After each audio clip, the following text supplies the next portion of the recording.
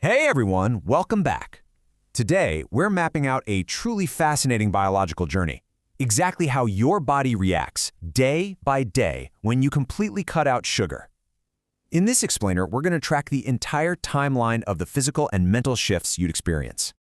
Okay, let's dive right into this. We consume sugar every single day, right? Usually completely without thinking about it. It's in our morning coffee, our afternoon snacks, and hiding in almost all packaged foods. But I want to challenge you right now. Really picture a complete 30-day reset. If you just stopped eating added sugar right this second, what exactly would happen inside you? Because it's not just about losing a few pounds. It's a massive, system-wide shift in how your body actually operates. Phase 1. Natural versus added sugar. Before we start the clock, let's quickly lay down some ground rules. To really grasp this challenge, we have to separate natural sugars from added sugars. Natural sugars are the ones found inherently in whole foods, like an apple or a handful of berries. Added sugars, on the other hand, are the syrups and refined sugars dumped into packaged foods during processing. You see, your body is basically an engine that turns glucose into energy. But here's the absolute kicker. Because added sugars completely lack fiber and nutrients, they totally bypass your body's natural fullness signals, and that is exactly why they are so mindlessly easy to overconsume. We aren't telling you to cut out apples today. We're talking about cutting out the hidden added stuff. The 30-day journey, kicking off with days 1 to 3. Let's move to our timeline and see how this builds, starting right at the very beginning, days 1 to 3. I gotta warn you, the first 72 hours of this process can be a massive physiological shock. Your body has built its entire routine around a very specific, fast-acting fuel source, and you've just shut the valve completely off. This is the brutal clash of breaking a deep-seated habit. During this first reaction or the withdrawal phase, your brain is, well, it's literally panicking. It's demanding quick energy because that's what it's used to getting from sugar.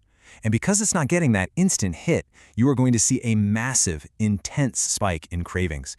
Your energy will feel incredibly unstable. You'll have these sudden bursts followed by steep crashes. You might even snap at people with some serious mood swings. Your whole routine is thrown out the window.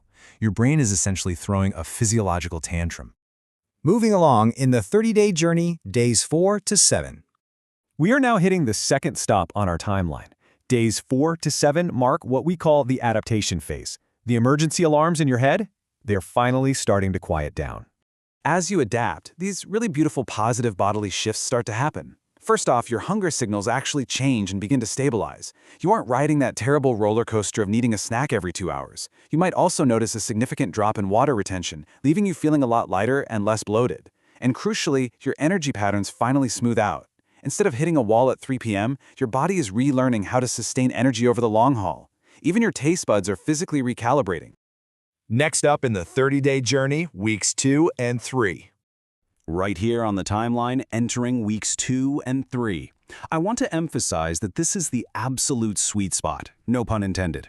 This is where your body really starts responding and rewarding you for pushing through that tough first week. Now, what's really interesting here is the jump from week 2 to week 3. In week 2, your taste alters so much that naturally sweet foods, like a piece of fruit, suddenly taste incredibly strong and vibrant. It's like your taste buds woke up. Your appetite control improves, which basically eliminates all that unnecessary snacking, leading to super stable meal timing. Then, as that momentum builds into week 3, you cement a rock-solid routine. We're talking almost zero energy crashes and unlocking this amazing consistent brain focus. But fair warning, week 3 is also where the psychological challenge of long-term consistency really starts testing your willpower. Actually, let me add a quick real-world caveat here based on our source material. That laser focus you get in week 3, it doesn't just happen by magic. These benefits are highly dependent on getting good, quality sleep. If your sleep habits are a mess, your body is still going to feel exhausted no matter how perfectly you are managing your blood sugar. And finally, the 30-day journey, day 30. We've made it to the final point on our timeline, so we really have to ask, what is the ultimate reality check of this entire 30-day experiment? What actually happens when the challenge is over? I kind of want to subvert your expectations a little bit here. The ultimate reality check is that results vary for everyone. Your unique biology means your day 30 isn't going to look exactly like your best friend's day 30. Plus, your overall diet is still a massive factor. Cutting sugar isn't some magic band-aid if the rest of your nutrition is terrible. But the most crucial takeaway? The true sustainable goal isn't the total agonizing elimination of sugar forever. The goal is simply control. Finding a healthy balance is always, always greater and way more sustainable than pure restriction. And this brilliantly illustrates our core philosophy for this explainer. Nutrition is not a game of perfection. If you just improve your awareness, long-term changes are possible. This quote, straight from our source material, really hits the nail on the head. This whole 30-day journey, it's not about being flawless. It's about hitting the reset button on your body so you are actively, consciously aware of what you are eating, rather than just consuming on autopilot. So I want to leave you with this to chew on.